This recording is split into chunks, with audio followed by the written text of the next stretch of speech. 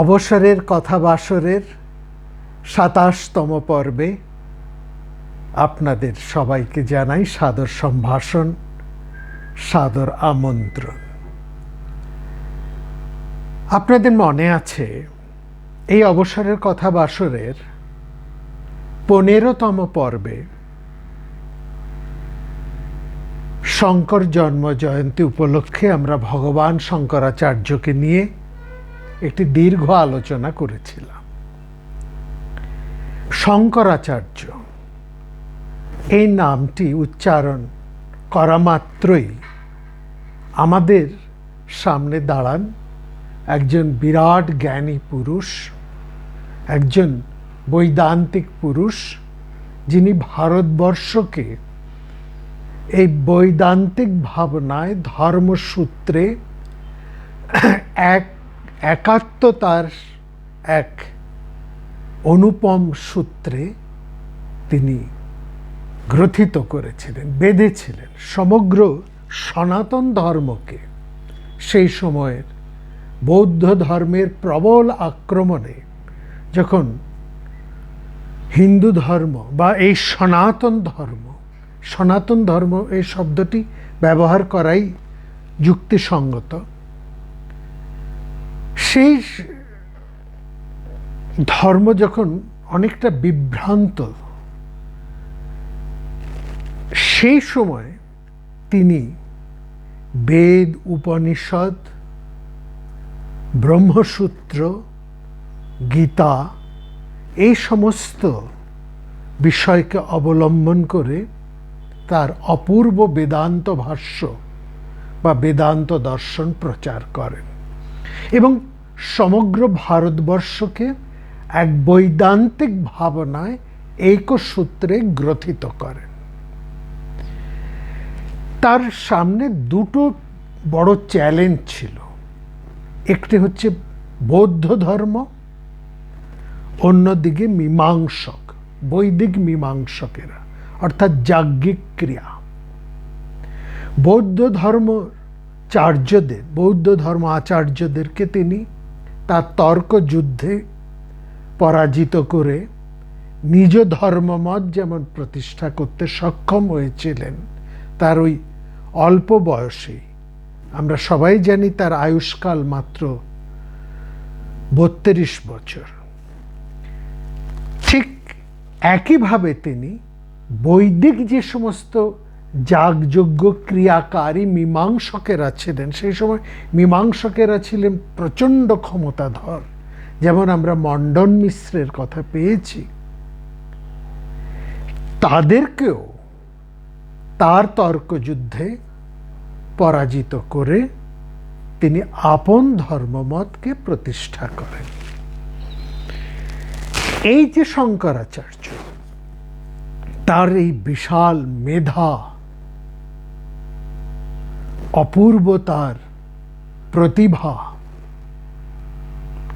এবং সমস্ত সন্ন্যাসী মণ্ডলের তিনি শ্রেষ্ঠ আসনে উপস্থিত।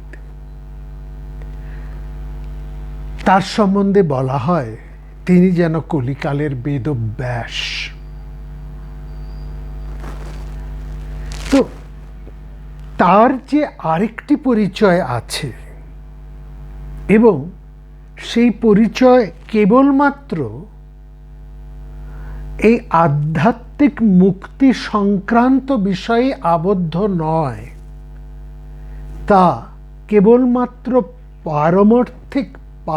পরম অর্থে যে পারমার্থিক যে মুক্তি বা মোক্ষ, এই শব্দাবলীর মধ্যে, এই ধারণার মধ্যে কেবলমাত্র তা আবদ্ধ নন। শঙ্করাচার্যের প্রভাব এবং তিনি ভারতবর্ষের স্বাধীনতা সংগ্রামকে কতখানি প্রভাবিত করেছেন, এটা আমাদের অনেকেই হয়তো জানেন না। এই দিক নিয়ে খুব বেশি কিন্তু আলোচনা হয়নি। শঙ্করাচার্য বলতেই আমরা একজন ওই বৈদান্তিক ভাবনায় শাস্ত্রীয় পর্যালোচনায়, জ্ঞানচর্চায়, দর্শন ইত্যাদির মধ্যে এক ধর্মীয় আধ্যাত্মিক পরিমণ্ডলের মধ্যেই তাকে যেন আবদ্ধ করে রাখি।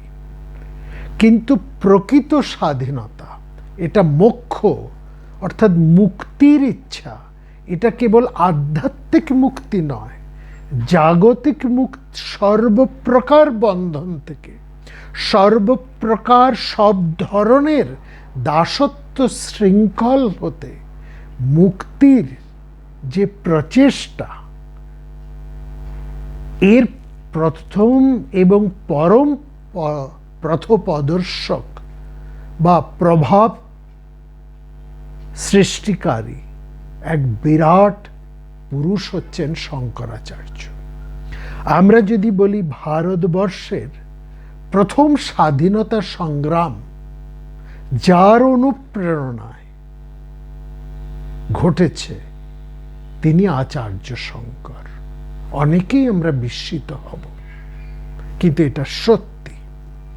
কিভাবে কেবল আধ্যাত্মিক মুক্তি নয়, এই সংসারের সর্বপ্রকার বন্ধন হতে, সর্বপ্রকার দাসত্ব হতে, সর্বপ্রকার অত্যাচার হতে, কলুষতা হতে যে মুক্তি, তার মূলে রয়েছেন এই মুক্তি চেষ্টার, মুক্তি ইচ্ছার বা এই মুক্তি সংগ্রামের, সংগ্রাম শব্দটিকে আমরা অবশ্যই এখানে ব্যবহার করতে পারি সর্ব অর্থে, যার প্রভাবে তিনি শঙ্করাচার্য। কিভাবে? আসুন আমরা সেই আলোচনায় আজকে করব, এবং এটি আমাদের কয়েকটি পর্ব ধরে হবে, কারণ এটা একটা বিরাট বিস্তৃত আলোচনা। আমরা এই আলোচনা করার সুযোগ পেয়েছি এই দক্ষিণ ভারতে এসে। এখানে বিভিন্ন যে সমস্ত আলোচনা হয়ে চলেছে, যার মধ্যে আমাদের অংশগ্রহণের একটি সুযোগ এসেছে, সেখান থেকে যে সমস্ত তথ্য বা উঠে এসেছে, তারই একটি অংশ এই ভারতবর্ষের আধ্যাত্মিক এবং জাগতিক মুক্তি সংগ্রামের এক বিশাল পর্ব। আমরা এখানে দুটি বিষয় নিয়ে নিবিষ্টভাবে আলোচনা করেছি আপনাদের কাছে। একটি ভারতীয় সভ্যতায় এই অনার্য তথা দ্রাবিড় সভ্যতার পর্ব, এটি একটি দীর্ঘ পর্ব ধরে বিভিন্নভাবে আমরা তা আলোচনা করেছি। আমরা এখানে বিশেষভাবে বেশ কিছু বিষয় নিয়ে আলোচনা করতে পেরেছি, যেমন আমরা এখানে আলোচনা করেছি বিভিন্ন নাটক নিয়ে, হ্যাঁ, এখানে আলোচনা আমরা করেছি ছান্দোগ্য উপনিষদের বিভিন্ন দিক নিয়ে, এখানে আমরা আলোচনা করেছি শান্তিনিকেতনের, রবীন্দ্রনাথকে নিয়ে, শান্তিনিকেতনকে নিয়ে, এবং এখানে আমরা আলোচনা করতে পেরেছি যেটা বললাম ভারতীয় সভ্যতায় অবৈদিক প্রভাবকে নিয়ে। এখানে আমরা আলোচনা করেছি আরেক প্রাজ্ঞপুরুষ অভিনব গুপ্তকে নিয়ে। ঠিক একইভাবে আমরা কয়েকটি পর্ব ধরে আমরা আলোচনা করব ভারতবর্ষের আধ্যাত্মিক তথা জাগতিক মুক্তি সংগ্রামে ইতিহাস। এই ইতিহাস কিন্তু আমাদের যে রাষ্ট্রীয় ইতিহাস পড়ানো হয় তার থেকে আলাদা, কিন্তু রাষ্ট্রীয় ইতিহাসের সঙ্গে এই ইতিহাস যে কতটা গুরুত্বপূর্ণ সেটা কিন্তু কখনোই আমরা এমনভাবে আলোচনা করিনি, এবং আমাদের কোনো শিক্ষা অভিধানে, কোনো সিলেবাসে, পাঠ্যক্রমে কিন্তু এটা এরকমভাবে আলোচিত হয়নি। ফলত যদি একজন শিক্ষক শিক্ষিত ভারতবাসীকে জিজ্ঞেস করা হয় যে ভারতবর্ষের প্রথম স্বাধীনতা সংগ্রাম কোনটি, সে কিন্তু সঠিকভাবে সেটা বলতে পারবে না। তারা প্রত্যেকেই বলবে সিপাহী বিদ্রোহ। কিন্তু না, সিপাহী বিদ্রোহের আগেও যে সংগ্রামটি হয়েছিল এবং আক্ষরিক অর্থে যেটি হয়েছিল, যেটি সে সময় শাসকের ভিত কাঁপিয়ে দিয়েছিল, সেটি হচ্ছে ভারতবর্ষের প্রথম স্বাধীনতা সংগ্রাম। এবং এই স্বাধীনতা সংগ্রামই শুধুমাত্র নয়, এই স্বাধীনতা সংগ্রাম যেটা পরবর্তী সময়ে অনেকটা নানাভাবে সেটা নষ্ট হয়ে গিয়েছিল, কিন্তু আমরা বলবো তার যে প্রবল স্রোত, সেটা হয়তো একেবারে প্রচণ্ড জাহ্নবী ধারার মতন যা আছড়ে পড়েছিল, সেই ভীষণ ধারা হয়তো তার গতি হারিয়ে ফেলেছিল। সেটা বহু শাখা উপশাখায় তা বিভক্ত হয়ে গিয়েছিল, হয়তোবা তা অনেকটা লুপ্ত হয়ে গিয়েছিল, কিন্তু তা সম্পূর্ণত লুপ্ত হয়নি। সেটা ফল্গু ধারার মতন প্রচণ্ড সঞ্জীবিত ছিল এবং সে ধারা আজও বর্তমান। সেই ধারা, সেই প্রভাব, সেই গতি আজও সমানভাবে বর্তমান। কি সেই ধারা, কেমন সেই ধারা এবং কি বা সেই ইতিহাস, আমরা কয়েকটি পর্ব ধরে ধরে তার আলোচনা করব। এবং মনে রাখবেন, এই যে ধারা, এই যে সংগ্রামের ধারা, এই যে স্বাধীনতা সংগ্রামের ধারা, স্বাধীনতা শব্দটাকে যদি আমরা উচ্চারণ করি, স্বাধীনতা শব্দের অর্থ কি? স, দন্ত সয় বফলা স, এর অধীনতা। স শব্দের দন্ত সয় বফলা স, এই শব্দটির অর্থ হচ্ছে আত্ম, নিজ, আত্মা বা আত্ম, এর অর্থ হচ্ছে স, আত্মার অধীনতা বা আত্মপরিচয়। হচ্ছে এই স্বাধীনতা শব্দের মূল অর্থ। নিজের অধীনতা, অর্থাৎ অধীনতা মানে নিজের অধীনতা, মানে আত্মপরিচয় লাভ। একজন মানুষ যদি সে জানে যে সে কে, কি তার পরিচয়, তাহলে তাকে কিন্তু আর দাস করে বেঁধে হীন করে, নীচ করে বেঁধে রাখা যায় না। সে যদি জানে তার কৌলিন্যের পরিচয়, সে যদি তার আত্মশক্তির পরিচয় জানতে পারে, তাহলে সে আর কখনোই কোনো অবস্থায় ভিক্ষাপাত্র হাতে হীনভাবে, দীনভাবে জীবন কাটাবে না। সে তখন মুক্ত, স্বচ্ছ হয়ে উঠবে। এটা হচ্ছে আসল কথা বা মূল কথা। এখন এর একটি তো উদাহরণ চমৎকার আছে, আমরা আগেও বলেছি, সেই বিবেকানন্দের হরিনামের সিংহটি, যে গল্পটি আমরা একটি পর্বে বলেছি। অর্থাৎ একটি সিংহ দেখলো কতগুলো মেষ শাবকের মধ্যে একটি সিংহ শাবক খেলা করে বেড়াচ্ছে। তখন সিংহটি তাকে জোর করে সেখান থেকে ধরে নিয়ে এসে জলের কাছে দাঁড় করিয়ে বলল, দেখ, আমাকে দেখতে যেমন, তোরকেও দেখতে সেই একই রকম, তুই ওই মেষ নোস, তুই আমার মতনই সিংহ।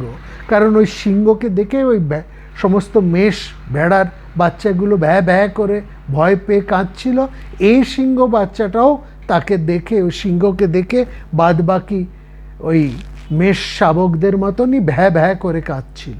সিংহটি তখন আরও অবাক হয়ে তাকে ঘাড় ধরে সেখান থেকে তুলে নিয়ে এসে তার আত্মপরিচয় দান করলো। সেদিন থেকে সে আর ভেড়ার বাচ্চাদের মতন আচরণ করলো না, তার আচরণটাই বদলে গেল। তার যাপনটাই বদলে গেল, তার পরিচয়টাই বদলে গেল। সে হয়ে উঠল পূর্ণাঙ্গ সিংহ সদৃশ্য বীর। অর্থাৎ আত্মপরিচয় হচ্ছে স্বপরিচয়, এবং এটাই হচ্ছে স্বাধীনতা শব্দের মূল অর্থ বা তাৎপর্য। এইটাকে বলা হয় যে আমাদের আত্মার পরিচয়। আত্মার পরিচয় হচ্ছে আমরা প্রত্যেকেই শুদ্ধ, প্রত্যেকেই বুদ্ধ অর্থাৎ জ্ঞানী, প্রত্যেকেই শুদ্ধ অর্থাৎ আমরা প্রত্যেকেই নির্মল, আমাদের মধ্যে কোনো পাপ নেই, আমরা নির্মল, আমরা প্রত্যেকেই বুদ্ধ, প্রত্যেকেই আমরা জ্ঞানী, আমরা প্রত্যেকেই মুক্ত, কোনো বন্ধন আমাদের নেই, কেউ আমাদের কোনোভাবেই বেঁধে রাখতে পারে না, এবং আমরা প্রকৃতভাবেই আনন্দর সন্তান, সন অফ দ্য ব্লিস, আনন্দময় আমরা। সেই শুদ্ধ বৌদ্ধ, শুদ্ধ বুদ্ধ, নিত্য এবং আনন্দময়, এই হচ্ছে আমাদের চারটি পরিচয়। এই হচ্ছে স্বয়ের পরিচয়, এবং এইটি হচ্ছে আমাদের স্বয়ের অধীনতা। এইটি হচ্ছে জানার দরকার। একজন বিরাট মানুষ এসে প্রত্যেক যুগে, প্রত্যেক সময়ে, প্রত্যেক অবক্ষয়ের মুহূর্তে একজন বিরাট মানুষের অবতরণ ঘটেন। তিনি নেতা হিসাবে আসেন, অবতার হিসাবে আসেন, যে কোনো রূপে তিনি আসেন। তিনি আমাদেরকে পথপ্রদর্শক, আমাদের আত্মপরিচয় দান করে আমাদের আত্মমুক্তি ঘটান। এটা দুরকমভাবে, একটি হয় আমাদের অন্তরের মুক্তি, আরেকটা হয় আমাদের বাইরের মুক্তি। এই দু ধরনেরই মুক্তি আমাদের স্বপরিচয় থেকেই ঘটে থাকে। কেবল বাইরের মুক্তি নয়, কেবল রাষ্ট্রিক ভৌগোলিক স্বাধীনতা নয়, আমাদের আন্তর স্বাধীনতাও সেখানে ঘটে থাকে। এটাই হচ্ছে সম্পূর্ণভাবে একটা আধ্যাত্মিক স্বাধীনতা, যেখানে অন্তর এবং বাহির উভয় স্বাধীনতাই আমরা লাভ করি। এই স্বাধীনতা কেবলমাত্র আধ্যাত্মিক স্বাধীনতা, ধর্মীয় স্বাধীনতা, ধর্মীয় পথপ্রদর্শক এই শঙ্করাচার্য ছিলেন না। তার কর্মজীবনটাকে একবার লক্ষ্য করুন, কি করেছেন তিনি।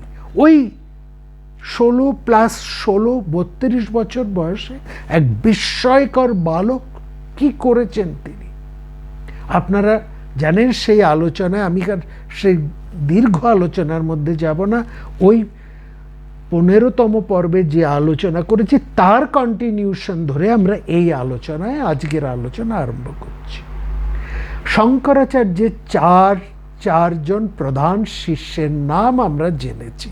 সেখানে একজন হচ্ছেন পদ্মপাদ, আচার্য পদ্মপাদ, দ্বিতীয় জন হচ্ছেন আচার্য সুরেশ্বর, তৃতীয় জন হচ্ছেন আচার্য হস্তামালক, এবং চতুর্থ জন হচ্ছেন তোটকাচার্য বা সংক্ষেপে গিরি।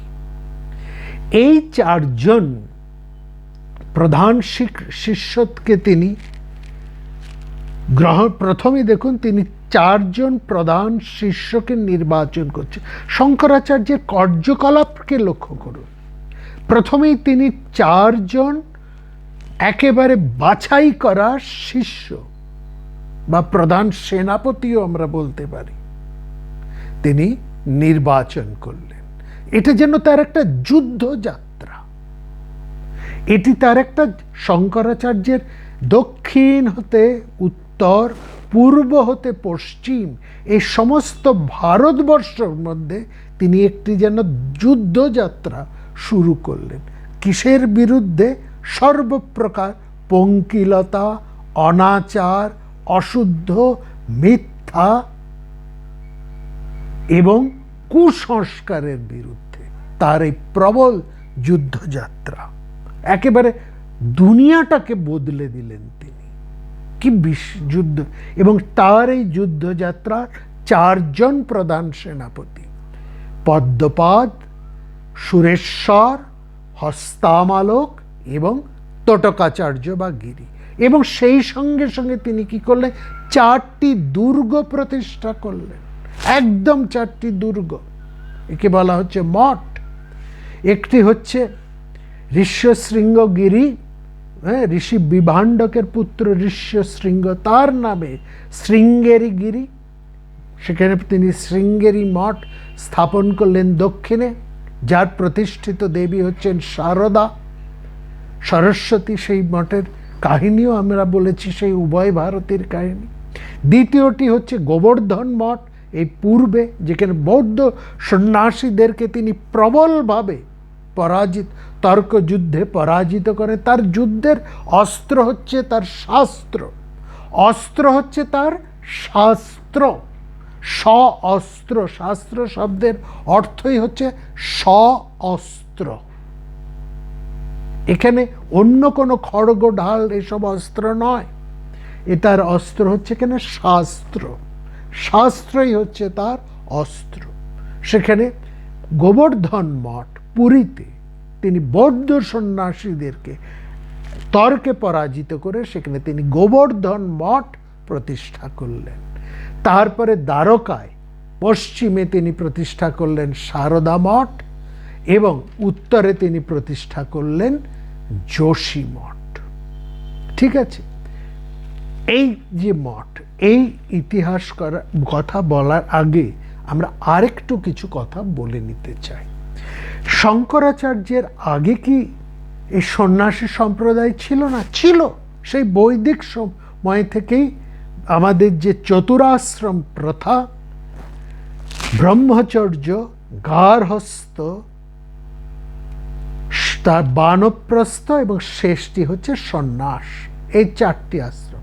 ব্রহ্মচর্য প্রথম, তারপরে গার্হস্থ আশ্রম, তারপরে হচ্ছে আমাদের বানপ্রস্থ, এবং শেষ ছিল সন্ন্যাস। সুতরাং এই সন্ন্যাস আশ্রম ছিল। এবং আমরা সেই সময় দেখছি সমস্ত বিদেশি যারা, তারা এই আমাদের ভারতবর্ষের সন্ন্যাস যে আশ্রমটি ছিল সেটাকে কিভাবে তারা ব্যাখ্যা করেছেন। তারা বলছেন, এস গেডেন একজন প্রখ্যাত ভারত তত্ত্ববিদ, তিনি বলছেন, the idea of the Indian ascetic or monk is not and never has been a fixed residence and occupation, but rather freedom to wander, মানে ঘুরে বেড়ানো, wander at pleasure, সানন্দ ভ্রমণ, to visit various sacred places and shrines, মানে তীর্থস্থান এবং মন্দির, and to dispose his manner of life and time independently, স্বাধীনভাবে।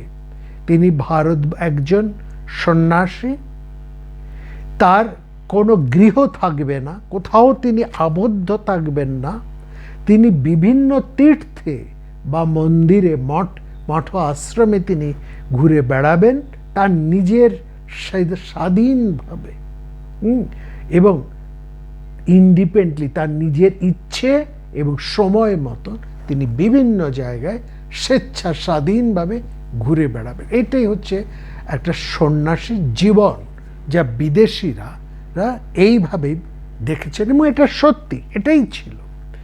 হ্যাঁ, এবং আরো একটু ডি লা ভ্যালি পৌঁছেন, তিনি আরো ব্যাখ্যা করে আরো চমৎকারভাবে এই ভারতবর্ষের প্রাচীন সন্ন্যাস জীবনটাকে চমৎকারভাবে তিনি তুলে ধরেছেন। বলছেন, this absence of system and disciple, এই যে একটা শিষ্য required to be reformed, and the reform first came with the Jain and the Buddha. এই যে ইতস্ততভাবে সন্ন্যাসীরা চতুর্দিকে ঘুরে বেড়াতেন, সন্ন্যাস ধর্ম গ্রহণ করে, মঠে মন্দিরে তারা সামান্যই থাকতেন, হ্যাঁ, নগরের তো তারা থাকতেনই না, গ্রামে বনে পাহাড়ে সমুদ্র তীরে নদী তীরেই যে ঘুরে বেড়াতেন।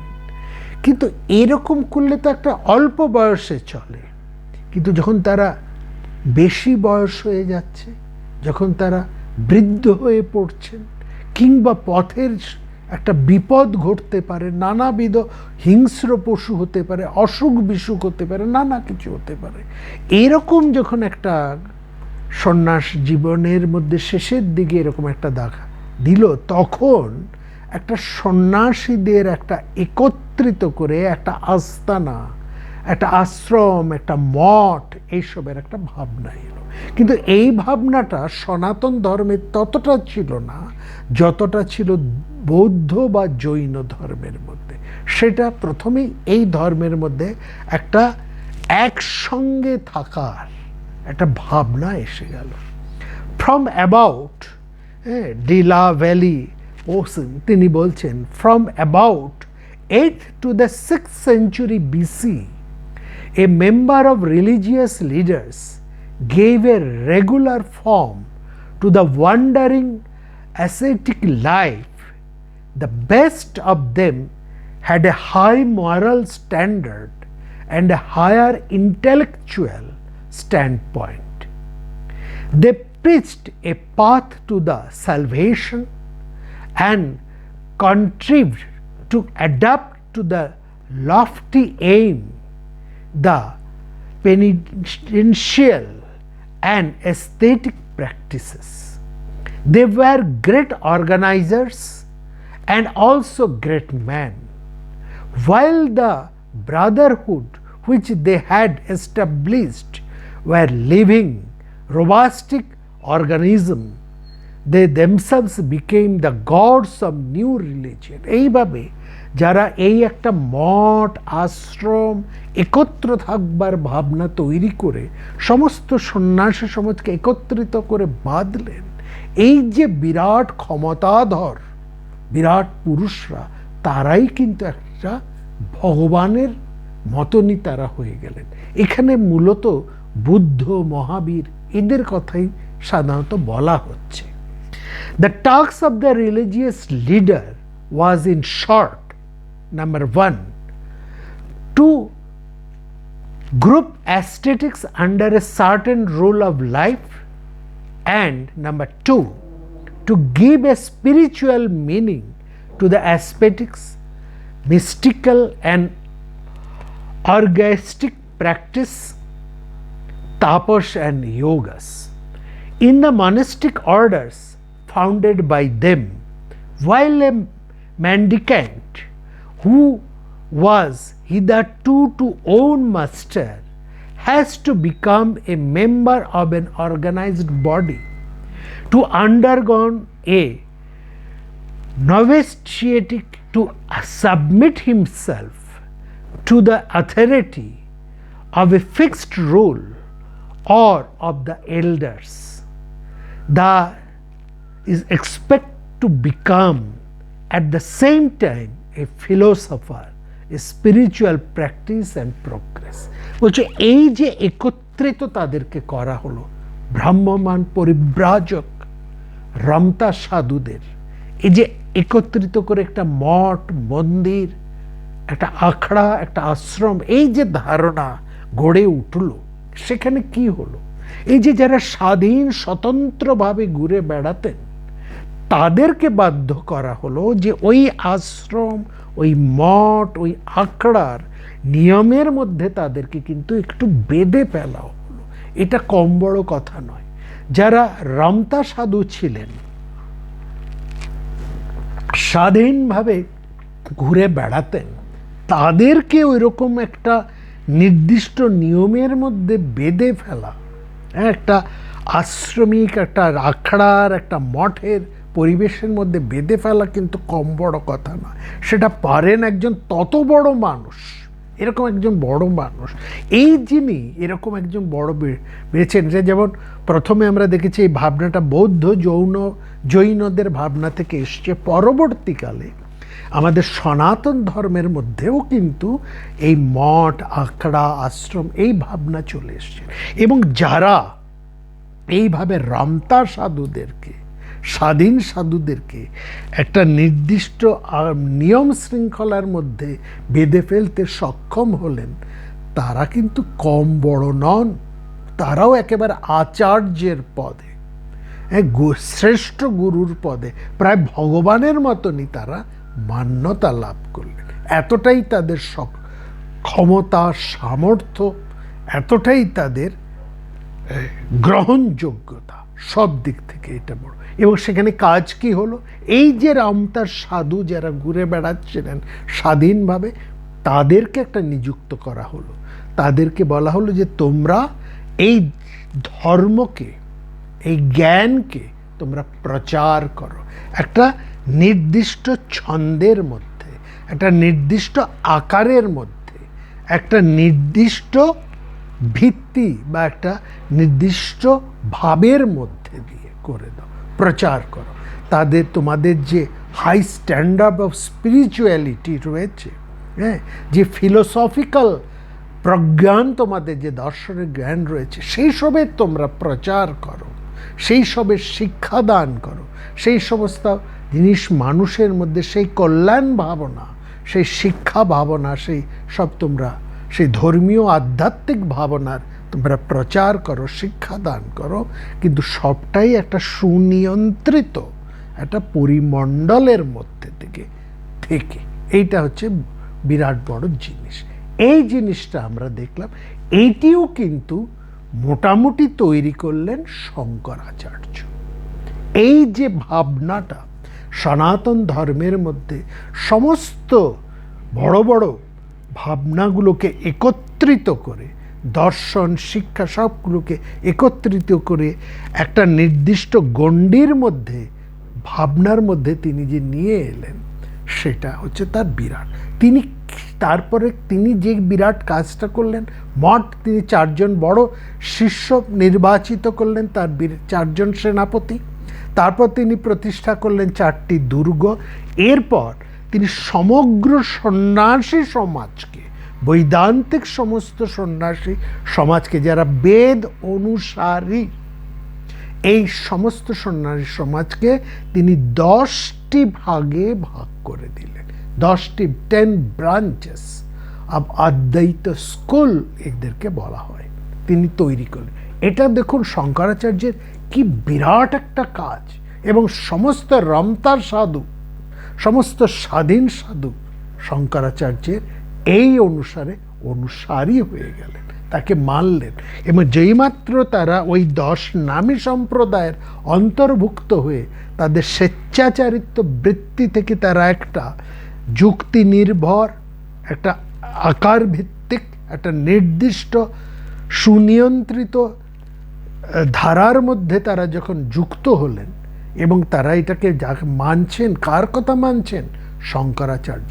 তখন শঙ্করাচার্য কেবলমাত্র একজন বিরাট জ্ঞানী পুরুষ, একজন প্রজ্ঞানী পুরুষ, একজন ধর্মাচার্য কিংবা একজন বিরাট শাস্ত্রবিদ মাত্র তিনি নন, তিনি ভগবান জায়গায় তিনি ভগবানত্বে তিনি প্রতিষ্ঠিত হয়ে গেলেন। সত্যি তো এই বিপুল ক্ষমতা, তার এই বিপুল দক্ষতা তাকে ঈশ্বরত্বে, ভগবানত্বে প্রতিষ্ঠিত করেছে। সেই 10টি সম্প্রদায় কি? প্রথমটি হচ্ছে গিরি, পুরী, ভারতী, বন, অরণ্য, পর্বত, সাগর, তীর্থ, আশ্রম এবং সরস্বতী। এই 10টি। এখানে লক্ষ্য করুন, গিরি এবং পর্বত। গিরি মানে হিল, নিচু, আর পর্বত মানে হচ্ছে মাউন্টেন। গিরি এবং পর্বত, তিনি দেখুন নামগুলো করেছেন একেবারে সমস্ত প্রকৃতি, শহর, সব কিছুকে নিয়েই তিনি করেছেন। গিরি হচ্ছে ছোট পাহাড়, তারপরে পর্বত হচ্ছে বড় পাহাড়, পর্বত শ্রেণী, মাউন্টেন যাকে। আবার দেখুন তিনি কি করছেন, ভারতী এবং সরস্বতী। ভারতী মানে হচ্ছে লার্নিং, আর সরস্বতী হচ্ছে পারফেক্ট নলেজ। দুটো, ভারতী এবং সরস্বতী।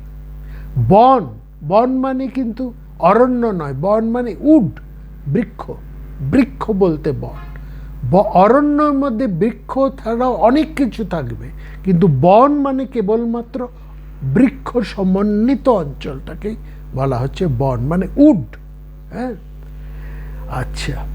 আর অরণ্য হচ্ছে ফরেস্ট, জঙ্গল।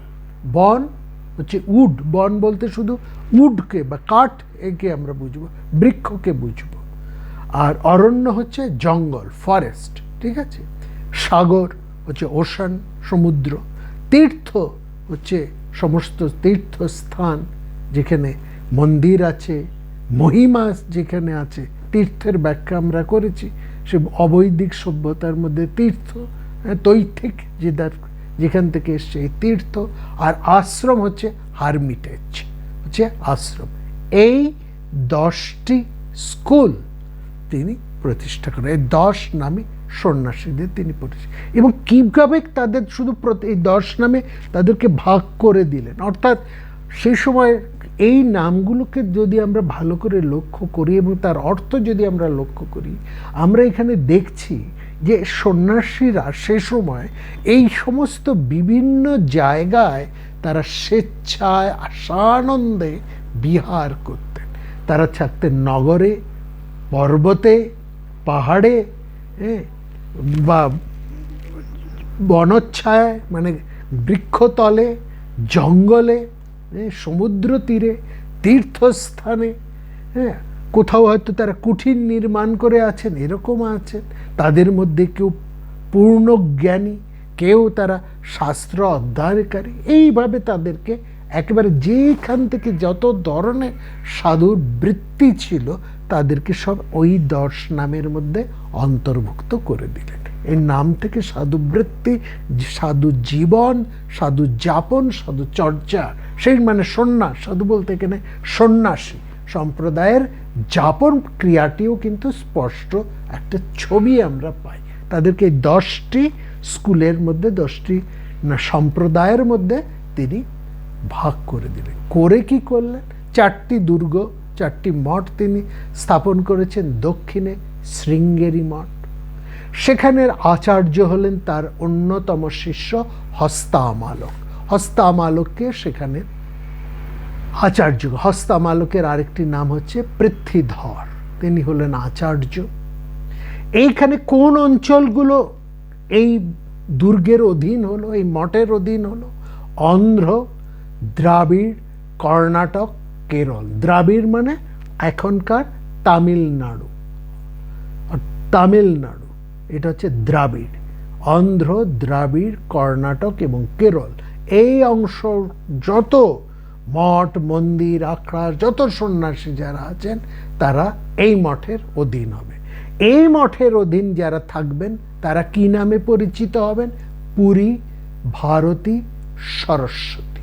এই হবে সন্ন্যাসীদের পরিচয়। কেউ পুরী, কেউ ভারতী, কেউ সরস্বতী। রামকৃষ্ণ মিশন এই শৃঙ্গেরি মঠের অধীন, কারণ পুরী সম্প্রদায়ের তারা। আপনারা জানেন রামকৃষ্ণদেব তিনি পুরী, তার গুরু, তার কাছ থেকে তিনি ওই গুরু পরম্পরায় চলেছে। সুতরাং শৃঙ্গেরি মঠ হচ্ছে সেখানে। সেরকম আরেকটি মঠ যারা ভারতী সম্প্রদায়ের, কেউ সরস্বতী, এই তাদের মূল মঠ হচ্ছে শৃঙ্গেরি মঠ। এই মঠের যত ব্রহ্মচারী হবে তাদেরকে বলা হবে চৈতন্য ব্রহ্মচারী, অর্থাৎ যারা সন্ন্যাসে জীবনে প্রথম ধামে আসছেন, অর্থাৎ যারাদেরকে বলা হয়, অর্থাৎ তারা হচ্ছে মানে শিখছেন, তারা ট্রেনিংয়ে আছেন, শিখছে সন্ন্যাসের প্রথম ধাপের মধ্যে তারা রয়েছেন, ব্রহ্মচারী। তাদের পরিচয় হচ্ছে চৈতন্য। আর এই মঠকে দায়িত্ব দেওয়া হয়েছে যজুর্বেদকে। তোমরা যজুর্বেদকে রক্ষা করো, যজুর্বেদের চর্চা করো। এই হচ্ছে এই মঠের বেদ হচ্ছে যজুর্বেদ, ঠিক আছে। আর এই মঠের হচ্ছে কি বলে, শৃঙ্গেরি মঠের মূল পুণ্যক্ষেত্র হচ্ছে রামেশ্বর। রামেশ্বর হচ্ছে এই মঠের পুণ্যক্ষেত্র। এই মঠের গোস্বামী, যার এদের বলা হচ্ছে ভুরিবার। ভুরিবার, এইসব ভুরিবার মানে হচ্ছে বানপ্রস্থ জীবন যারা যাপন করেন, এই আদর্শ হচ্ছে ভুরিবার এখানকার। এবং এই মঠের মূল এইমটি তিনি নির্দেশ, 4টি সেই আমাদের বেদের 4টি মূল অর্থকে এখানে তুলে ধরলেন তিনি। তার মধ্যে অহম ব্রহ্মাস্মি, সেই প্রধান 4টি মহাবাক্যর, এরা যজুর্বেদ এবং এদের মূল লক্ষ্য হচ্ছে অহং ব্রহ্মাস্মি। এদের পুণ্যক্ষেত্র হচ্ছে রামেশ্বর। এখানকার সন্ন্যাসী সম্প্রদায় হয় পুরী সম্প্রদায়, নয় ভারতী সম্প্রদায়, নয় সরস্বতী সম্প্রদায়। তোতাপুরী এই সম্প্রদায়ের, তোতাপুরী শ্রীরামকৃষ্ণ দেবের গুরু, সেই অর্থ থেকে সমস্ত রামকৃষ্ণ সম্প্রদায়ের সবাই হচ্ছে পুরী সম্প্রদায়। এরকমভাবে ভারতী সম্প্রদায়েরও প্রধান মঠ হচ্ছে শৃঙ্গেরি। সরস্বতী সম্প্রদায়ের তাদের প্রধান মঠ হচ্ছে এই শৃঙ্গেরি মঠ। তারা প্রত্যেকে এই শৃঙ্গেরি মঠের অধীন তারা থাকবেন। They will be controlled from this Sringeri মঠ। ভাবনাটাকে লক্ষ্য করুন, কিভাবে শঙ্করাচার্য যুদ্ধযাত্রায় তার সৈন্য এবং সেনাবাহিনীকে তৈরি করছেন, এটা ভীষণভাবে লক্ষ্য করা। দ্বিতীয়টি, পূর্ব ভারত। পূর্ব ভারতে তিনি স্থাপন করেছেন, আমরা বলেছি পুরীতে গোবর্ধন মঠ। তার প্রধান করে দিলেন তিনি পদ্মপাদ আচার্য, সেই সনন্দন, তার কথা নিশ্চয়ই মনে আছে। তাকে এই মঠের প্রধান করে দিলেন পদ্মপাদ আচার্য। এই মঠের অধীনে যারা থাকবেন তারা হবেন বন এবং অরণ্য, এই সম্প্রদায় দুটি। এদের বেদ হচ্ছে ঋগ্বেদ। কোন কোন অঞ্চলকে এই মঠের আন্ডারে করে দিলেন? এই মঠ কোন কোন ভারতবর্ষের কোন বৃহত্তর অংশকে শাসন করবে? না, অঙ্গ, বঙ্গ, কলিঙ্গ বা উৎকল এবং বর্বর অঞ্চল। অঙ্গদেশ, বঙ্গদেশ, অঙ্গ মানে আসাম, আসাম ওই ফার ইস্ট ওই অঞ্চল, আসাম এবং পূর্ব, সমগ্র পূর্ব ভারতের ওই অংশটা, হ্যাঁ। অঙ্গদেশ, বঙ্গদেশ মানে সমগ্র বাংলাদেশ, কলিঙ্গ মানে উৎকল বা উড়িষ্যা দেশ এবং বর্বর দেশ, এছাড়া আর অন্যান্য বর্বর দেশ, এইটা পুরো চলে আসবে এই পূর্ব ভারতের। এদের ব্রহ্মচারী হচ্ছে প্রকাশ। এর এখানে যারা ব্রহ্মচারী তাদেরকে প্রকাশ, নামের শেষে হবে প্রকাশ। যেমন ওর দক্ষিণের শৃঙ্গেরি মঠের ছিল চৈতন্য, এখানে হবে প্রকাশ। যেমন কারো নাম যদি হয় সুব্রত, তাহলে সে যদি শৃঙ্গেরি মঠের হয় তিনি হবে সুব্রত চৈতন্য। তিনি যদি পূর্ব মঠের গোবর্ধন মঠের হন তিনি হবেন সুব্রত প্রকাশ, হ্যাঁ। এবং এদের গোস্বামী ভোগবার, গোস্বামী হচ্ছে ভোগবার।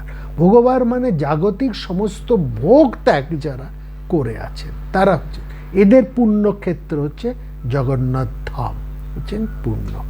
উত্তরে তিনি যে মঠটি প্রতিষ্ঠা করলেন, যে দুর্গটি, সেটি হচ্ছে যোশীমঠ বা জ্যোতির্মঠ। যোশীমঠও বলে, অনেকে জ্যোতির্মঠ নামেও পরিচিত, এই দুটি নামেই পরিচিত। সেখানকার প্রধান হিসেবে রাখলেন তোটকাচার্য, সেই গিরিকে, তিনি হলেন সেই মঠের প্রধান। সমগ্র কুরু পাঞ্চাল মানে দিল্লি, পাঞ্জাব এবং কাশ্মীর এই অঞ্চলটা, কম্বোজ, টিবেট, এই সমগ্র অঞ্চলটা এই যোশীমঠের আন্ডারে। এদের বেদ হচ্ছে অথর্ববেদ। এখানে যারা থাকবেন তারা হবেন গিরি, পর্বত, সাগর। এখানকার ব্রহ্মচারীরা পরিচিত হবেন আনন্দ নামে, হ্যাঁ, যে মানে সুব্রত নাম হলে তার নাম হবে সুব্রত আনন্দ, ঠিক আছে। এদের বেদ হচ্ছে অথর্ববেদ এবং অথর্ববেদের সেই আয়ামাত্মা ব্রহ্ম, এই হচ্ছে তাদের মহাবাক্য। এবং পুণ্যক্ষেত্র হচ্ছে বদ্রীনাথ। পশ্চিমে তিনি প্রতিষ্ঠা করেছেন শারদা মঠ দ্বারকায়, সেখানে তিনি প্রদান করেছেন সুরেশ্বর আচার্যকে। এই আশ্রমের অধীনে থাকছেন তীর্থ এবং আশ্রম। এখানে কোন অঞ্চল এই মঠের আন্ডারে হবে?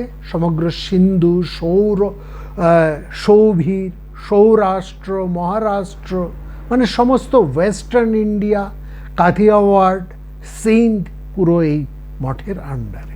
সামবেদ হচ্ছে এই বেদ, এই মঠের বেদ হচ্ছে সামবেদ। তত্ত্বমসি হচ্ছে মহাবাক্য, ব্রহ্মচারী হচ্ছে স্বরূপ। অর্থাৎ নাম যদি সুব্রত হয় তার ব্রহ্মচার্যের নাম হবে সুব্রত স্বরূপ, ব্রহ্মচারী সুব্রত স্বরূপ। পুণ্যক্ষেত্র হচ্ছে দ্বারকা, এবং গোস্বামী হচ্ছেন কুটিবার, মানে এক মুঠো খাদ্য মাত্র যারা গ্রহণ করেন তারা হচ্ছেন এই গোস্বামী।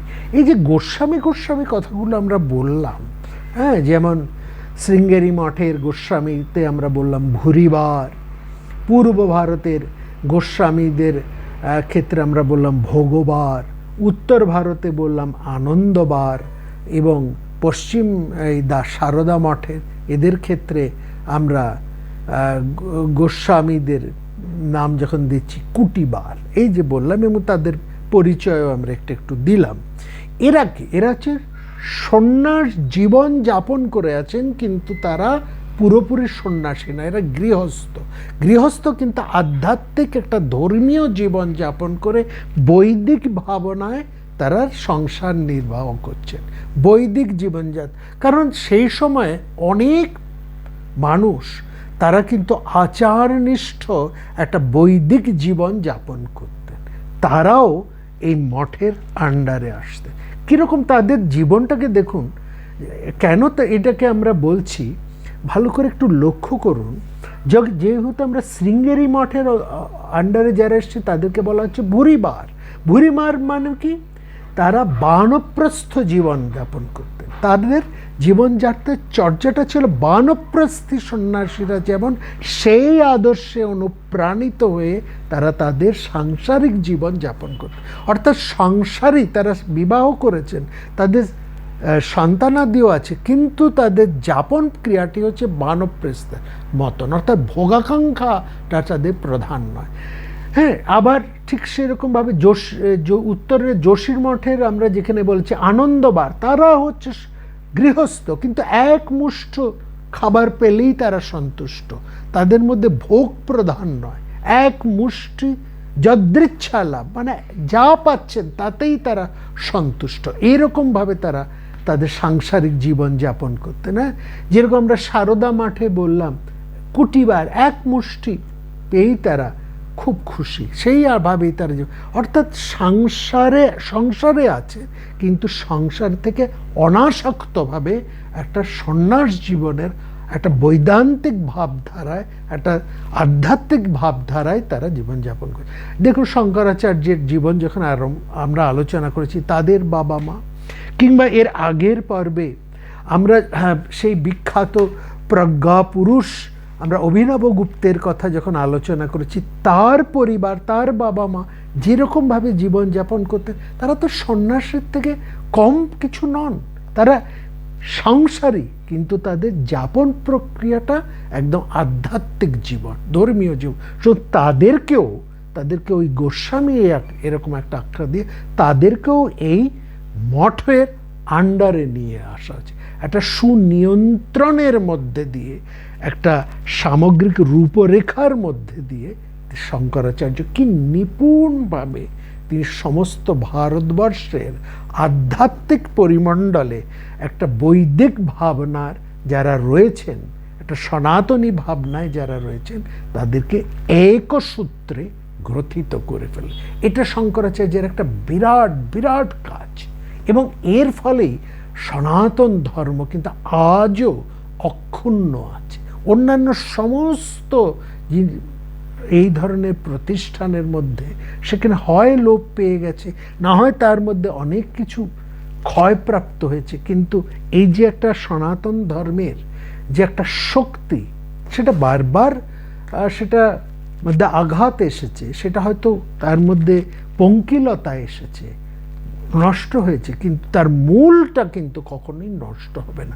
এরকম অপূর্ব একটা গ্রন্থি ডোরে তিনি শঙ্করাচার্য সেটাকে বেঁধে দিয়েছে, এইটা ভীষণভাবে লক্ষ্য করার।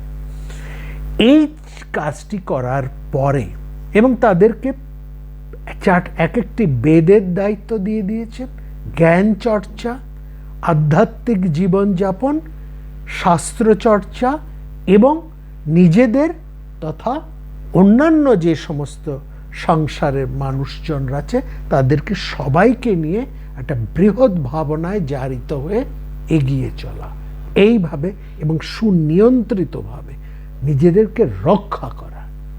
এইখান থেকে এই যে অর্ডার, এখানে খুব চমৎকারভাবে বলছে আমাদের ভারতবিদ A.S. হোস্টেন, তিনি বলছেন উইদিন ইচ অর্ডার, প্রত্যেকটা এই অর্ডারের মধ্যে, যে 10 নামী সম্প্রদায়ের মধ্যে, the monks are graded according to their spiritual progress or sanctity of character into 4 classes. এই যে 4টি, এই যে 10 নামী সম্প্রদায়, এর মধ্যে যে সমস্ত সন্ন্যাসীরা আছেন তাদেরকেও আবার তিনি শঙ্করাচার্য 4 ভাবে ভাগ করলেন। কিসের ভিত্তিতে? না তাদের আধ্যাত্মিক অগ্রসরতা, তারা কতটা আধ্যাত্মিক দিকে অগ্রসর হয়েছেন, এবং তাদের চারিত্রিক উন্নতি। এই দুটো, আধ্যাত্মিক জ্ঞান এবং তার প্রয়োগ। শুধুমাত্র আধ্যাত্মিক জ্ঞান তারা বিশাল লাভ করে বসেছেন, কিন্তু সেটা তারা তাদের জীবনে প্রয়োগ করতে পারলেন না। না, দুটোই, আধ্যাত্মিক জ্ঞান উপলব্ধি করা সেই দিকে একেবারে শ্রেষ্ঠ, এবং তাকে নিজের জীবনের মধ্যে একেবারে চমৎকারভাবে পরিস্ফুট করে তোলা, নিজের জীবনের মধ্যেও তাকে পরিস্ফুট করে তোলা। এই দুটি দিক থেকে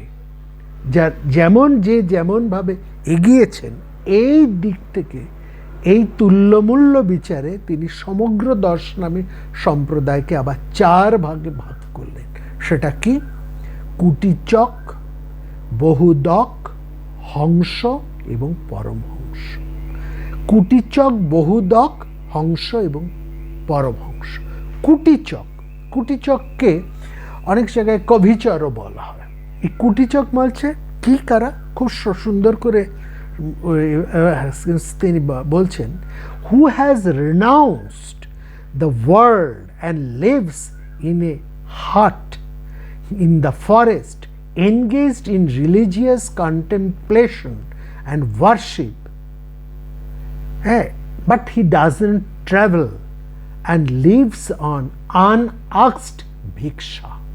কুটিচক, কুটি কথাটার মানে হচ্ছে কুটি, কুটি কথাটার নাম হচ্ছে কুটির, কুটির থেকে, কুটির যে একটা আচ্ছাদন, একটা ঘর, কুঠির বা কুটির, ঠ হতে পারে, ট হতে পারে, কুটির থেকে কুটিচক।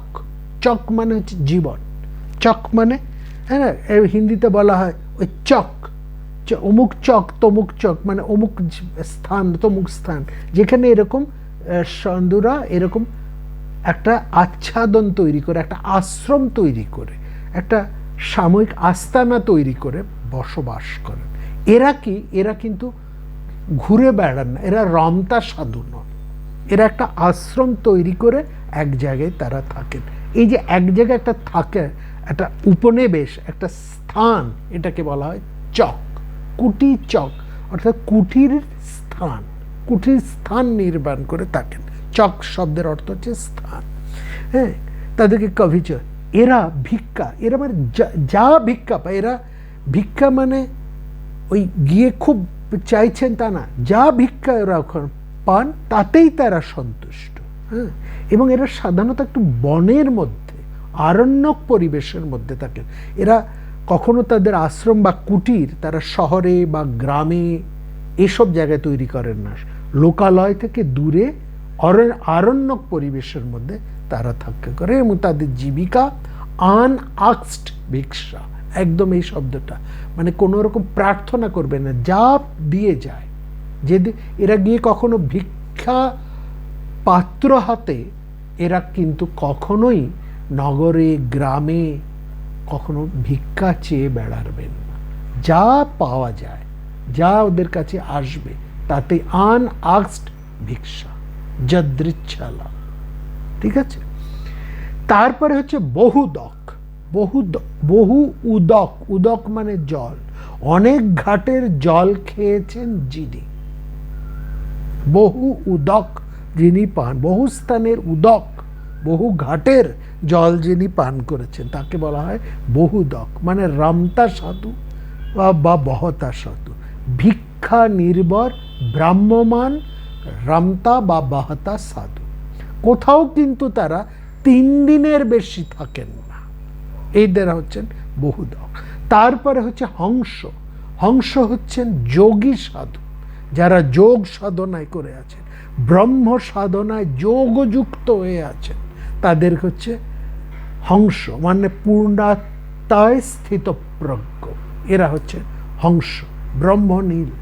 আর তার উপরে আছেন পরমহংস, সবচাইতে একটা উন্নত আধ্যাত্মিক অবস্থাপ্রাপ্ত সন্ন্যাস জীবন, হ্যাঁ, who has attain the perfect beatitude and merged himself in the supreme soul and thus become a perfect master of spiritual knowledge and the highest religious teacher to the mankind. এরা হচ্ছে পরম। এই চার ভাগে এই 10 নামী সাধুদেরকে ভাগ করল, অর্থাৎ এই 10 নামী সাধুদের মধ্যে কেউ কুটিচক, কেউ বহুদক, কেউ হংস, কেউ পরমহংস। ঠাকুর শ্রী রামকৃষ্ণদেব পরমহংস, এরকম আরো অনেক পরমহংস হয়েছে। এইখানে এই সন্ন্যাসের এই ধারার এই যেটা আমরা দেখছি, এখানে সন্ন্যাস কারা হবেন এই সম্পর্কে একটা খুব চমৎকার ব্যাখ্যা। এটা আমরা প্রাচীন যে সমস্ত পর্যটকেরা এসেছেন তারা প্রত্যেকেই, হিউয়েনসাং থেকে, আলবেরুনি থেকে, আলেকজান্ডার যিনি এসেছেন, আলেকজান্ডার গ্রিক বীর, তিনি ভারতবর্ষ আক্রমণ করেছেন। কিন্তু আলেকজান্ডার একটা অতীত পরিচয় আছে। আপনারা সক্রেটিসের নাম শুনেছেন, মহাজ্ঞানী গ্রিক দার্শনিক। সক্রেটিসের শিষ্য হচ্ছেন প্লেটো, এই প্লেটোর শিষ্য হচ্ছেন আলেকজান্ডার। আলেকজান্ডার যেমন অস্ত্রে বীর, তেমনি তার দর্শন জ্ঞানও কিন্তু প্রচুর আছে। তিনি একজন শক্তিমান যোদ্ধা, শক্তিমান নৃপতি, সেরকম একই সঙ্গে তিনি কিন্তু একজন বড় দার্শনিক, দর্শন জ্ঞানও তার আছে। তিনি ভারতবর্ষে এসেছিলেন দুটো উদ্দেশ্যে। ভারতবর্ষ তখন সেই সময় ঐশ্বর্যময় দেশ, কারণ সেই সময়, এখন বর্তমান সময়ে সবচাইতে ঐশ্বর্য কোনটা, সবচাইতে দামি মহার্ঘ জিনিস কোনটা? পেট্রোল, ভূত, এটা হচ্ছে লিকুইড গোল্ড। তখন ভারতবর্ষ ছিল শস্য, যেটা অন্য কোথাও এত ছিল না। শস্য ছিল, উর্বরা প্রান্ত ছিল, শস্যক্ষেত্র, উর্বরা প্রান্ত ছিল, সোনা ছিল, অনেক খনিজ দ্রব্য ছিল। এই জন্য ভারতবর্ষ ছিল, কার্পাসের ছিল, এই জন্য ভারতবর্ষ ছিল সেই সময় শ্রেষ্ঠ একেবারে সম্পদে, একটা richest land of the world. এই জন্য বারবার ভারতবর্ষ আক্রমণ হয়েছে, বিদেশিরা বারবার আক্রমণ করেছে এই শস্যের জন্য, গাভীর জন্য, বস্ত্রের জন্য, স্বর্ণের জন্য, তা খনিজ দ্রব্যের জন্য, হীরা, মুক্ত, মানি, এই সমস্তের জন্য, সুন্দরীর নারীদের জন্য, এই সব রমণে, এইসবের ঐশ্বর্য ছিল ভারতবর্ষ। সেই সঙ্গে ভারতবর্ষের একই সঙ্গে ছিল ভারতবর্ষের অধ্যাত্ম প্রজ্ঞা, ভারতবর্ষের ছিল দর্শন, এগুলো বিরাট সেই সময় ভারতবর্ষের আরেকটা সম্পদ ছিল, বাইরের সম্পদ এবং আধ্যাত্ম সম্পদ।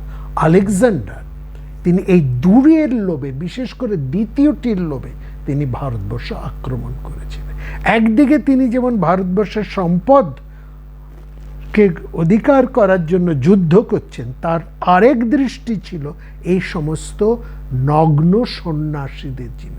তখনকার দিনে এই সন্ন্যাসীরা সর্বপ্রকার আসক্তি ত্যাগ করে প্রায় নগ্ন হয়ে সামান্য কৌপিন মাত্র পরিধান করে যত্রতত্র তারা বিহার করতেন, পাহাড়ে, নদীতে, বনে, জঙ্গলে। এরা কিন্তু এদের প্রজ্ঞায় এরা ছিলেন এক একটা মহান, একেবারে মহান হীরকখণ্ডের মতো। এই প্রজ্ঞা, এই দর্শন লাভের জন্যও কিন্তু দার্শনিক আলেকজান্ডারের একটা বিরাট লাভ ছিল। এই জন্য তিনি তার সেনাপতিদের বলতেন, এরকম সাধুদের দেখলে তাদেরকে ধরে নিয়ে এসো, তাদের সঙ্গে তাদের কাছ থেকে আলেকজান্ডার ভারতবর্ষের দর্শন ইত্যাদি লাভের একটা বিরাট সেই ইতিহাসও আমরা পাই। তাদের একটা আলেকজান্ডার তাদের সাথে কথা বলে তাদের কাছ থেকে জানার একটা তার চেষ্টা, কারণ তিনি ছিলেন একজন বড় দার্শনিক। এটাও তার অন্য একটা বেশ, কেবলমাত্র সম্পদ লুঠের জন্য তিনি ভারতবর্ষে আসেননি, যেগুলো আমরা ওই মোঘল, ইসলাম, অন্যান্যদের মধ্যে দেখেছি। এর মধ্যে আলেকজান্ডারের কিন্তু এই কেবল সেই উদ্দেশ্য ছিল না। এটাও একটা, সেই সময় যে সমস্ত ভূপর্যটকেরা এসেছিলেন তারা এই সন্ন্যাস জীবন সম্পর্কে প্রত্যেকে একটি কথা বলেছে। সেটি কি বলছে? when your mind becomes detached from all things then only should you take to সন্ন্যাস। অর্থাৎ সন্ন্যাস কে নেবে, কে সন্ন্যাস নেবে, তখনই বলা হতো, মানে বলতো যে এই সন্ন্যাস জীবন তুমি তখনই, তুমি বানপ্রস্থি হতে পারো, তোমার গার্হস্থ্য ভালো লাগছে না, তুমি বানপ্রস্থি হয়ে থাকো, কিন্তু বাপু সন্ন্যাস জীবনকে বরণ করতে এসো না। সন্ন্যাস জীবন কিন্তু সবার জন্য নয়। কারা এই সন্ন্যাস জীবনের অধিকার বা কে সন্ন্যাস লাভ করতে পারে তার চমৎকার কথা এই বিদেশি ভূপর্যটক প্রত্যেকেই বলেছেন। আমরা যখন আমাদের নিজেদের এই সমস্ত আদর্শের কথা বলি তার সঙ্গে তো আমাদের খানিকটা আবেগ থাকে, আবেগ জড়িত, কিন্তু বাইরের থেকে যারা এসে দেখেন, বাইরের থেকে যখন তারা বিচার করে বিশ্লেষণ করে, তার মধ্যে একটা কিন্তু নিরপেক্ষতা থাকে। হ্যাঁ, এই নিরপেক্ষ দৃষ্টি থেকে তারা কিন্তু এই সন্ন্যাস জীবনকে তারা অপূর্বভাবে বলেছে। বলছে কারা সন্ন্যাস জীবন ধারণ বা কাদেরকে বলা হতো যে সন্ন্যাস, তুমি ব্রহ্মচর্য সবাইকে যেতে হবে, তারপরে তুমি গার্হস্থ্য জীবনে আসতে পারো, নাও আসতে পারো, এলে ভালো কথা, গার্হস্থ্য জীবনে এসেছো ভালো লাগছে না, তুমি বানপ্রস্থি জীবন গ্রহণ করতে পারো, কিংবা একেবারে ব্রহ্মচর্য আশ্রম থেকে তুমি বানপ্রস্থ আশ্রমে চলে আসতে পারো। কিন্তু বাপু সন্ন্যাস আশ্রমে ঝাঁপিও, মন না রাঙিয়ে বসন রাঙিও না। হ্যাঁ, সেটাকে বলছে when your mind becomes detached from all things, সর্বপ্রকার নির্বিন্নতা। সন্ন্যাস শব্দের অর্থই তাই, সর্বপ্রকার ন্যাস, সর্বপ্রকার আসক্তিকে ন্যাস করা, দূর করা, ত্যাগ করা, সেইটাই হচ্ছে সন্ন্যাস শব্দের অর্থ। সম্যকভাবে আসক্তি, সর্বপ্রকার আসক্তি ত্যাগই হচ্ছে সন্ন্যাস। সুতরাং ওই সন্ন্যাস হতে গিয়ে দেখুন শঙ্করাচার্য কেবলমাত্র সন্ন্যাসী সম্প্রদায়কেই ধরেননি, যারা গৃহস্থ অথচ সংসার করছেন কিন্তু সন্ন্যাস একটা জীবনকে লক্ষ্য করে, একটা বিরাট জীবনকে নিয়ে। কেউ দেখুন সন্ন্যাসীদের মতন মুষ্টি ভিক্ষা লাভে, কেউ বানপ্রস্থ হয়ে, কেউ যদৃচ্ছা লাভে, এইরকমভাবেই তারা কিন্তু তাদের সাংসারিক জীবন একটা বিরাট আইডিয়াকে নেওয়া, অর্থাৎ তাদের মধ্যে ভোগপ্রবণতা নেই। অন্যদিকে তুমি কাপড় রাঙিয়ে সন্ন্যাসী হয়ে গেলে কিন্তু ভিতরে ভিতরে ভীষণ আসক্তি, টাকার প্রতি, প্রণামীর প্রতি, ওই নামের প্রতি, যশের প্রতি, মহন্ত পদের প্রতি, জ্ঞানের মানে পাণ্ডিত্যের পদের প্রতি তোমার একটা অহংকারের এসব আছে, তাহলে তুমি সন্ন্যাসের জন্য মোটেও উপযুক্ত নও। একদম সেই জন্য বলছে when your mind becomes detached from all things means each and everything, each সমস্ত জাগতিক আসক্তি থেকে, completely, and then only should you take to সন্ন্যাস, otherwise you will be a sinner, না হলে তুমি হবে পাপী। সন্ন্যাসী নও, তুমি হচ্ছে পাপী। এই কথাটি আমরা অনেক পুরাণের মধ্যেও পাই, সূর্য পুরাণের মধ্যেও এই একই কথা বলা আছে। সেটাকে কি অপূর্বভাবে নিয়ে এইভাবে এক সন্ন্যাসের বিরাট আদর্শ এখানে আমরা দেখলাম। এই যে ধারণা, এই যে মঠ তিনি তৈরি করলেন, 4টি মঠ, এই মঠের আন্ডারে ধীরে ধীরে আরো অনেকগুলো, 4টি মঠ তো তিনি তৈরি করলেন, কিন্তু সন্ন্যাসী সম্প্রদায় তো আরও রয়েছে, আরও আশ্রম, সে সমস্ত সেখানে আস্তে আস্তে অনেক মঠ, অনেক আশ্রম এবং অনেক আখড়া তৈরি হলো। মঠ বা আখড়া এই জিনিসটা সেখানে তৈরি হলো এক এক করে। এবং সেখানেও আমরা সেই সময়ের প্রথম 7টি প্রধান আখড়ার কথা আমরা পাই। আখড়ার মধ্যে সেখানে কি থাকছে? সন্ন্যাসীরা থাকছেন। সন্ন্যাসীরা আবার 4 ধরনের সন্ন্যাসী, কেউ সন্ন্যাসী, কেউ বৈরাগী, কেউ উদাসী, কেউ আবার কল্পবাসী।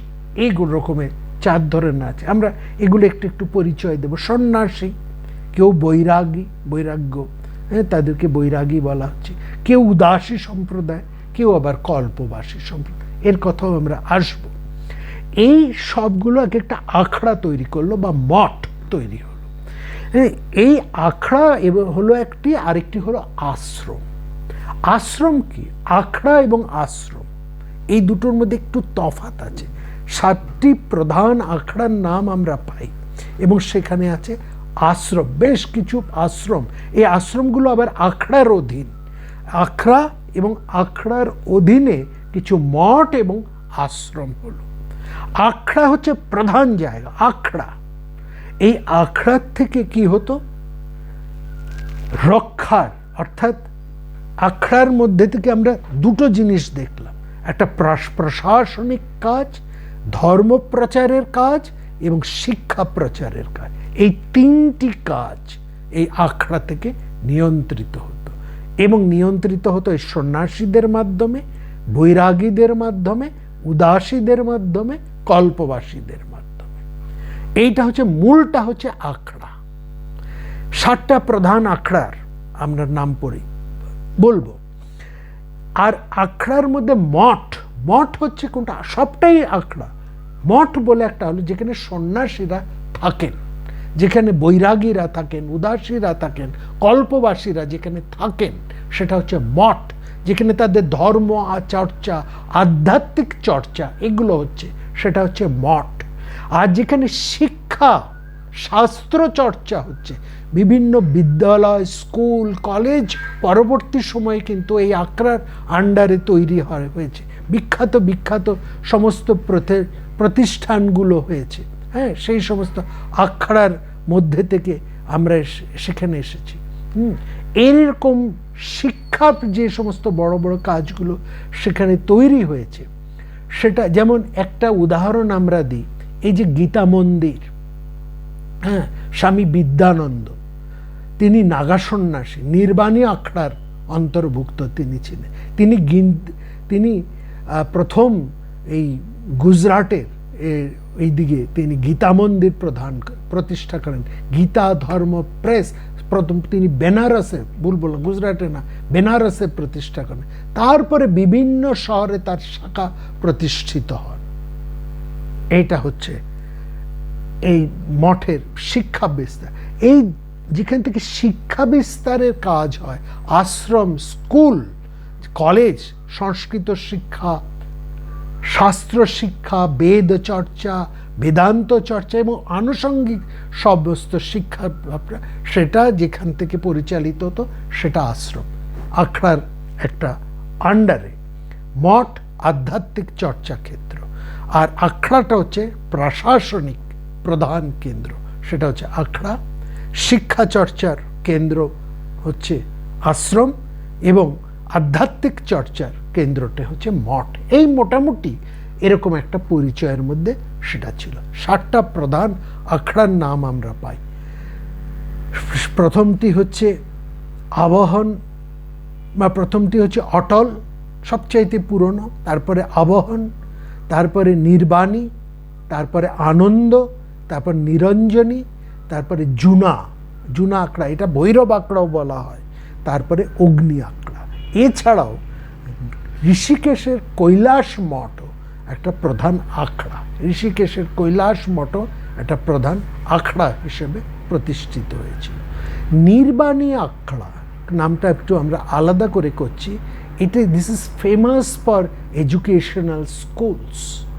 শিক্ষা প্রশাসনে নির্বাণী আখড়ার একটা বিরাট অবদান, এবং এই সবকটা আখড়া প্রশাসন, শিক্ষা বিস্তার এবং আধ্যাত্মিক ক্রিয়া চর্চার, এই শিক্ষা চর্চা, আধ্যাত্মিক চর্চা এবং প্রশাসন এই শব্দটা নিয়ে আমরা আগামী পর্বে আসব। প্রশাসনের দিকটা কোন দিক থেকে এবং কিরকম ভাবে দাঁড়ালেন সেই জিনিসটা নিয়ে আমরা আগামী পর্বে আলোচনায় আসব। আমাদের এটি কয়েকটি পর্বে চলবে। আজকে এই একটা সামগ্রিক পরিচয় দিলাম, এটা সম্পূর্ণ পরিচয় না, এর বাইরেও অনেক পরিচয়, বিস্তৃত পরিচয় আছে, আমরা অত বিস্তৃতর মধ্যে যাচ্ছি না। একটা সামগ্রিক ছোট পরিচয়, সংক্ষিপ্ত পরিচয়, এই বিষয়ে আমরা আপনাদের কাছে যাচ্ছি।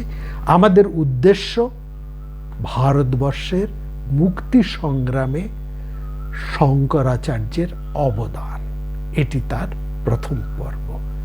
আগামী পর্বে আসছি। সবাই খুব ভালো থাকবেন।